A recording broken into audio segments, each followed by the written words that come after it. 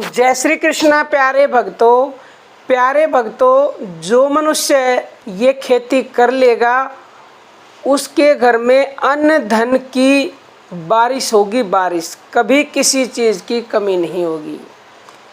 कौन सी वो खेती है प्यारे भक्तों, जानने के लिए अंत तक बने रहिएगा। और हमारा दूसरा चैनल है शब्द मंथन, उसकी वीडियोस देखना चाहते हो तो डिस्क्रिप्शन में उस चैनल की लिंक मिलेगी।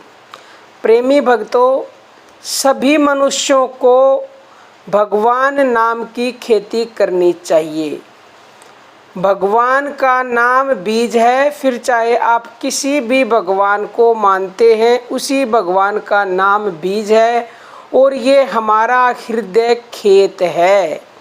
इस हृदय में हमें भगवान नाम के बीज को बोना ही चाहिए। चित्त की वृत्ति जल है, चित्त वृत्ति रूपी जल संसार सागर की ओर प्रभावित हो रहा है। इसे उधर से रोककर धान के खेत की तरह इस खेत को सींचना है। जैसे हम धान के खेत को सींचते हैं ना, क्योंकि धान को ज़्यादा पानी की आवश्यकता होती है। इसी तरह से जो हम अपने हृदय रूपी खेत में भगवान के नाम का बीज बोएंगे ना, उसको भी सींचने के लिए अधिक पानी की आवश्यकता पड़ती है। यानी वो जो मन हमारा संसार में लगा हुआ है, उस मन को हमें अब इस खेती में लगाना है। जो जो उधर का प्रभाव रोककर इधर प्रभावित किया जाएगा, यानी संसार से रोककर और हृदय की तरफ लगाया जाएगा, नाम में लगाया जाएगा, त्यों ही त्यों खेत हरा भरा होने लगेगा। धान का खेत अधिक जल चाहता है, उसे जल से सींचना बंद कर दिया जाए तो खेत सूख जाता है। परंतु इसमें यह विशेषता है कि यह सूखता नहीं, तथापि सींचने का काम कभी बंद ना करें, हर समय सींचता ही रहे। यही काम सबसे बढ़कर है। और जब इससे बढ़कर अन्य कोई कार्य नहीं है तो फिर इसी कार्य को ही किया जाना चाहिए और इसे हमेशा करते ही रहना चाहिए।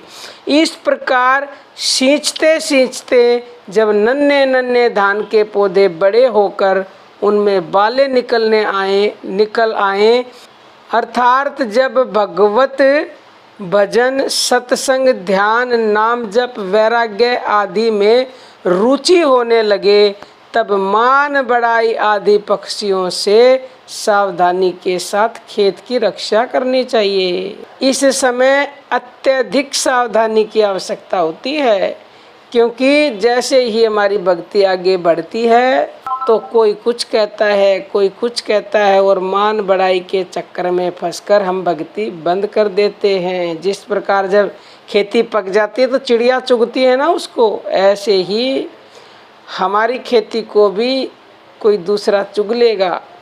कहीं ऐसा न हो कि हम पक्षियों के सुंदर मधुर गान को सुनकर अपने को भूल जाएं और वो पकती हुई खेती को नष्ट भ्रष्ट कर डालें। तो प्यारे भक्तों, विशेष ध्यान रखना है।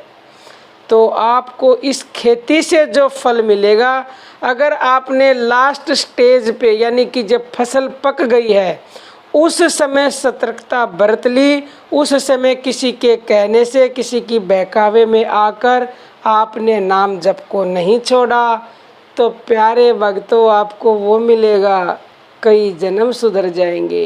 प्यारे भक्तों, लौकिक और पारलौकिक दोनों जन्म तो निश्चित ही सुधरेंगे। प्रेमी भक्तों, आप समझ गए होंगे। आज के लिए इतना ही। जय श्री कृष्णा प्यारे भक्तों।